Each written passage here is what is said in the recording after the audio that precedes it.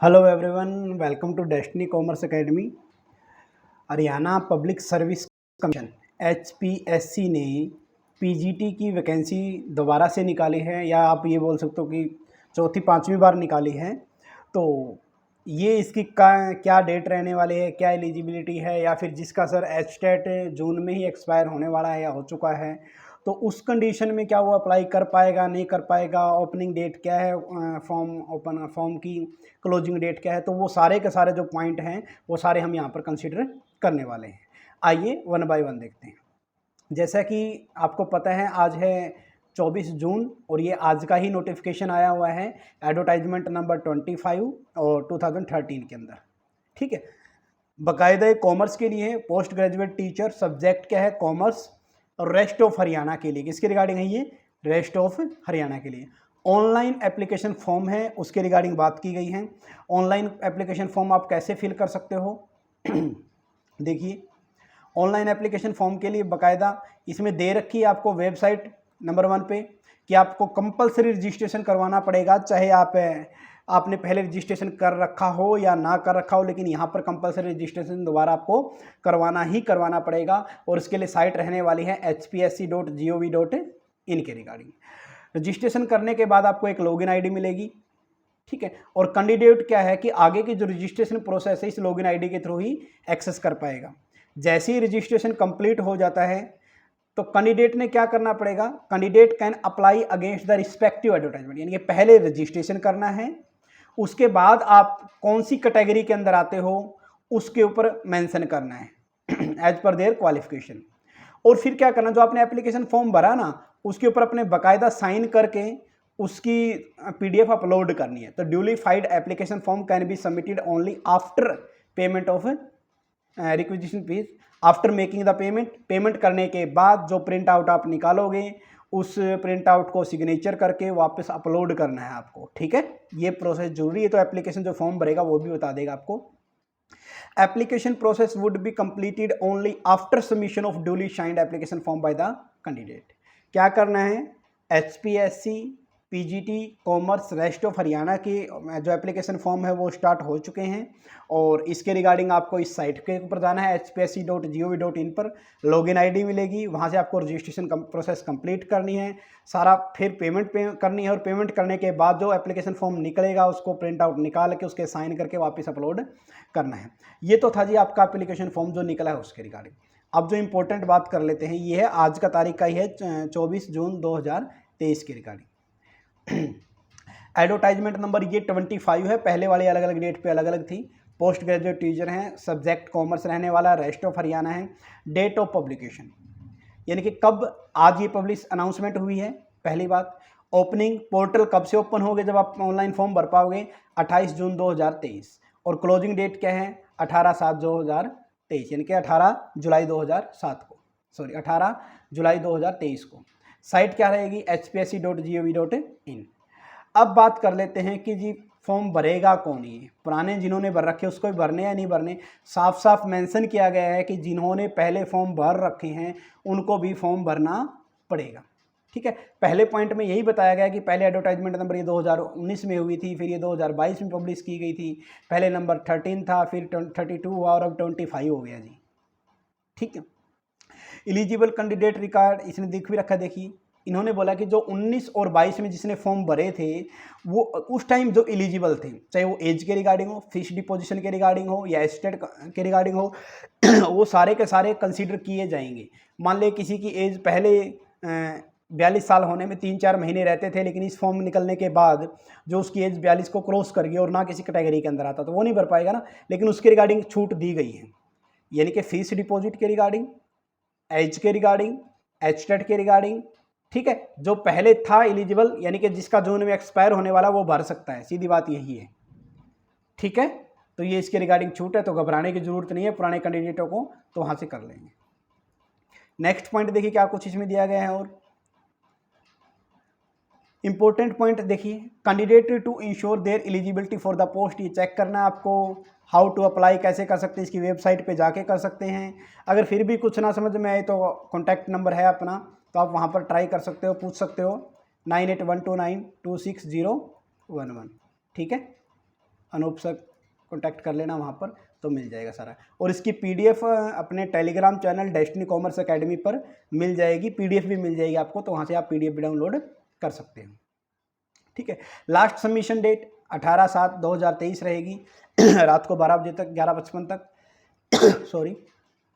और आप कॉल कर सकते हो ये 1800-180-0431 पर, या फिर ईमेल आईडी के थ्रू कर सकते हो। नेम ऑफ पोस्ट जो मोस्ट इंपॉर्टेंट अपने रहने वाला है। टोटल जो है पीजीटी की 180 पोस्ट है रेस्ट ऑफ हरियाणा के लिए, जिसमें से जर्नल की है 99, कितनी है 99, ईडब्ल्यूएस की कितनी है 18, एससी की है 36, और बीसीए की 18 और बीसीबी की 9। ठीक है, ये टोटल पोस्ट है। इसमें से 33% जो रिजर्वेशन है वो फीमेल कैंडिडेट को है। ठीक है, ये याद रखना है। 5% जो रिजर्वेशन है वो ईएसएम को है, और 4% रिजर्वेशन जो आपका पीडब्ल्यूबीडी को है। ठीक है, टोटल 180 पोस्ट है, जर्नल की 99 है, ये ध्यान रखना आपको। नेक्स्ट वन, ये ग्रुप बी के अंदर आती है कैटेगरी, ये ध्यान रखना आपको। एसेंशियल क्वालिफिकेशन वही पीजीटी कॉमर्स के लिए मास्टर्स होनी चाहिए आपके पास, 50% मार्क्स कम से कम होना चाहिए, बीएड होना चाहिए, इसके साथ 10th या +2 में संस्कृत या हिंदी होनी चाहिए, एचटेट आपका क्वालिफाइड होना चाहिए। और एचटेट जिसका जून में एक्सपायर हो रहा है वो टेंशन ना ले, या जिसका पहले एक्सपायर हो गया था, सरकार ने उनको एलिजिबल कर दिया था, वो भी ये फॉर्म फिलअप कर सकते हैं। ठीक है, तो और इसमें ऐसा कुछ नहीं है जो आपको अलग से बताना पड़ेगा मुझे, बाकी आपको पीडीएफ मिल जाएगी टेलीग्राम चैनल पे। अब बात करते हैं सर पेपर टेस्ट वगैरह, क्या कुछ सेम पैटर्न वही है जिस चीज़ की आपने तैयारी की थी, वही एक सब्जेक्टिव होगा एक ऑब्जेक्टिव होगा। सब्जेक्टिव जो होगा उसको नंबर 1 में दिया गया स्क्रीनिंग टेस्ट के नाम से, 100 क्वेश्चन आएंगे, 80% आपका सब्जेक्ट का रिगार्डिंग आएगा। लाइक कॉमर्स है तो क्या आ जाएगा 80% में कॉमर्स। नेक्स्ट ए ये कोई अलग नहीं है, जो हमने पहले पढ़ा हुआ है अपने पीजीटी बैच में भी आपने देखा हो, जो हमने करवाया था कि पार्ट 1 और पार्ट 2 नाम से दे रखा था ना, और फिर 50% में आपका वो दे रखा था, क्या बोल 50 मार्क्स का आपका वो दे रखा था साइकोलॉजी, रीजनिंग, हरियाणा जी के, वही सारा चीज़ें। यानी कि सिलेबस में चेंज नहीं है, सिलेबस वही है जो आपने तैयारी की है, तो घबराने की जरूरत नहीं है। पहला जो है ये सब्जेक्टिव टेस्ट होगा आपका। ठीक है, ये स्क्रीनिंग टेस्ट सिर्फ कैंडिडेट ज़्यादा है उसको निकालने के लिए, एलिजिबल कैंडिडेट को रखने के लिए वही है। सब कुछ इसके ऊपर पहले से ही वीडियो बना चुके हैं, तो ज़्यादा टाइम वेस्ट नहीं करता। 2 घंटे का पेपर है, 100 मार्क्स का है, 5 हर मार्क्स के इक्वल अंक है, ABCD ई ऑप्शन होगा। ई ऑप्शन तब होगा जब आप कोई भी फिलअप नहीं करोगे तो ई पे टिक करना पड़ेगा, और नेगेटिव मार्किंग है 1/4। ठीक है, तो जितनी स्क्रीनिंग टेस्ट मिनिमम 25% आपको लेने पड़ेंगे इसके, यानी कि 25 नंबर आपको चाहिए ही चाहिए। 4 गुना कैंडिडेट को बुलाएंगे नेक्स्ट प्रोसेस के लिए, और नेक्स्ट प्रोसेस है सब्जेक्ट नॉलेज टेस्ट। क्या है? Subject knowledge test. इसमें भी वही है सारा का सारा। सब्जेक्ट नॉलेज टेस्ट में भी अक्षर वही है, एक सब्जेक्टिव है एक ऑब्जेक्टिव है। इसमें उसमें 25% मिनिमम चाहिए थे, इसमें 35% मिनिमम चाहिए, और इसमें 2 गुना जो हो गए उसको बुलाएंगे। हाँ, जो पहले वाला दिया गया था आपका स्क्रीनिंग टेस्ट उसको कंसीडर नहीं करना, वो सिर्फ एलिजिबल के लिए स्क्रीनिंग टेस्ट। इसके अंदर आने के लिए है 25% मिनिमम, और ऊपर का जो 4% में आ जाएंगे तो उसको कंसीडर करेंगे, 4 गुना बुलाएंगे। और फिर इस टेस्ट को क्वालिफाई करने के लिए मिनिमम 35%, और जो टॉप के 2 होंगे, ठीक है ना, 2 कैंडिडेट जो होंगे उनको आगे इंटरव्यू के लिए बुलाया जाएगा, और इसके नंबर काउंट होंगे आपके। आप बोल सकते हो कि इंटरव्यू के साथ इसके नंबर काउंट होंगे। इसकी जो वेटेज रहेगी वो 87.5% रहेगी। और थर्ड कंडीशन आती है आपकी इंटरव्यू। पहला कंडीशन था स्क्रीनिंग टेस्ट, उसको कंसीडर नहीं करना, सिर्फ सब्जेक्ट नॉलेज और इंटरव्यू को। इंटरव्यू है जो ये 12.5% है, ये कंसीडर करना है आपको। इन दोनों का मिला के जो लिस्ट बनेगी उसी के अकॉर्डिंग आपका सिलेक्शन होगा। एप्लीकेशन जो आपकी पे स्केल है वो 47,600 से लेके 1,51,400 रुपये, प्लस में डीआरएस अलाउंस वगैरह जो भी मिलेगा वो मिलेगा ही मिलेगा। और सर्विस रूल ऑफ पोस्ट ये दिए गए हैं, ग्रुप बी के अंदर ये पोस्ट आती हैं।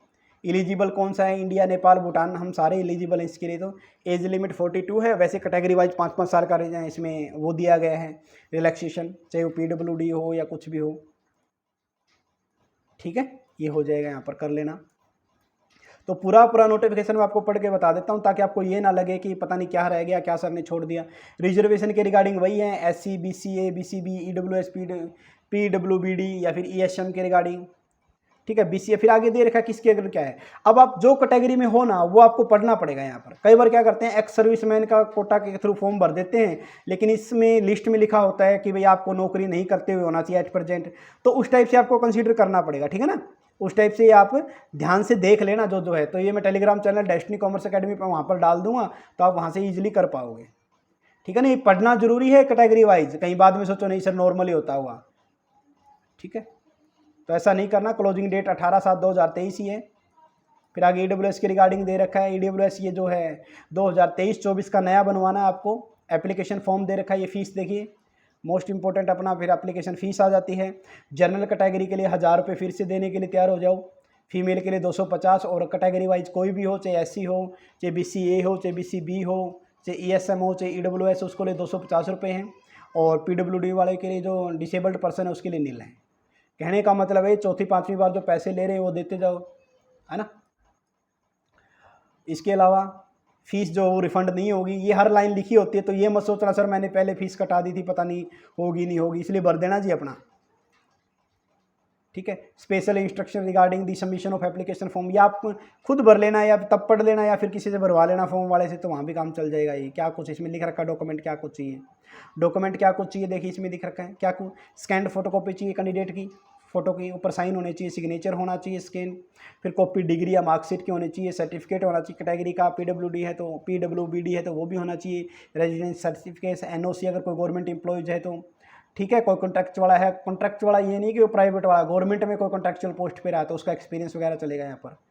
ठीक है, आधार कार्ड आपको क्या क्या चाहिए जो इंपॉर्टेंट था, आधार कार्ड और पहचान पत्र, फैमिली ID चाहिए इसमें। Next one regarding the objection certificate, अगर आप कहीं जॉब कर रहे हो तो उसको कोई ऑब्जेक्शन नहीं होना चाहिए एम्प्लॉयर को, तो उस टाइप से लेके आना है, ये एक्स्ट्रा कुछ दे रखा है। ठीक है, पेनल्टी अगर कुछ मिस हैपनिंग वगैरह आप कुछ गलत इन्फॉर्मेशन देते हो तो ये कैंसिल कर देंगे और क्या करेंगे। Correspondence with the commission, commission के रिगार्डिंग आप कैसे बात कर सकते हो उनसे, जनरल इंस्ट्रक्शन क्या कुछ दे रखी है। तो मोस्ट इंपॉर्टेंट तो वही था, विड्रॉल ऑफ कोई भी एप्लीकेशन, कोई रिक्वेस्ट देने की ज़रूरत नहीं है जी, कौन विड्रॉल करेगा। तो ये होप्स आपको समझ में आया होगा। तो अगर फिर भी कुछ इन्फॉर्मेशन रह गई आपको लगता है सर ये बता दो हमें, तो आप इस नंबर पर कॉन्टैक्ट कर सकते हैं। Thank you all of you.